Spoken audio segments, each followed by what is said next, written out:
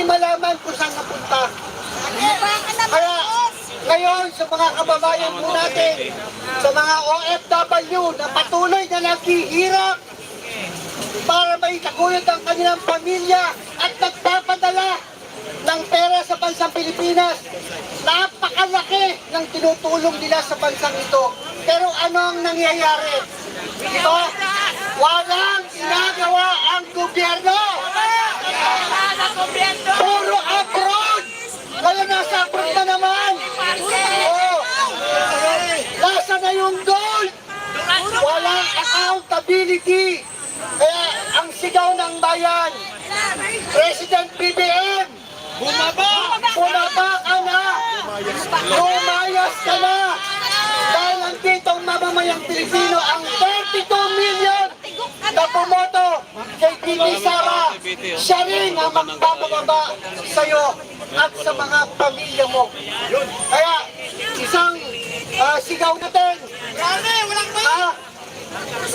Marcos, alis dyan! Marcos, alis dyan! Marcos, alis dyan! Marcos, alis dyan! Bago po magpapatuloy, may request na kantahin mo na muli natin ang Pilipinas kung mahal. Brother Oliver, ikaw mag-lead sapagkat mapapatinggan natin ang pagkikipagkaisa ng Muslim Women Solidarity for Peace. Mga balik Islam naman ang kababaihan. Okay? Sabay-sabay po tayo lahat magtipon. Kantahin natin o awitin natin ang Pilipinas kung mahal. Ayan, sir. Go.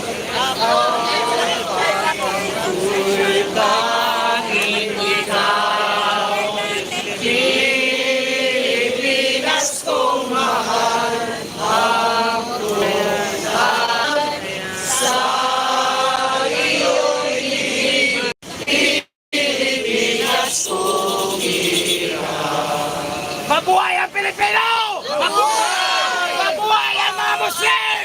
Mabuhay ang pagkakaisa ng Kristiyano, Muslim at mga tribo at katutubo. Mabuhay tayong lahat! Lahat! Okay, pakyan po natin habang tayo ay nag-aanda for the PGN program, ang Balik Islam, Muslim Women for Peace and Solidarity. Pakinggan muna natin.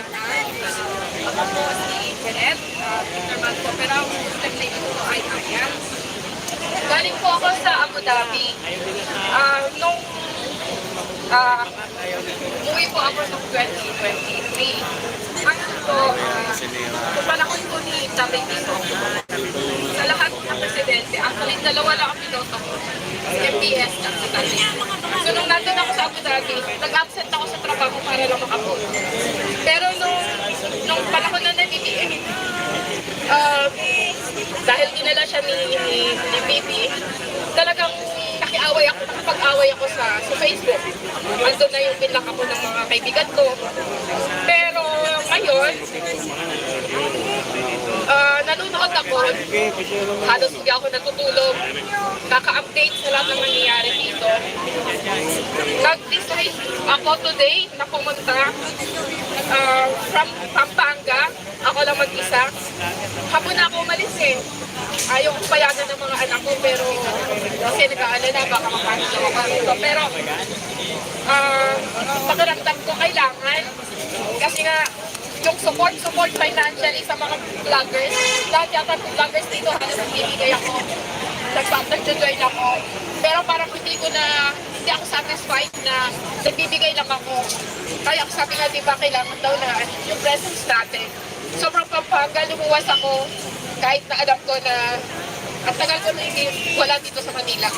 Pero grab lang, okay na. At least may grab.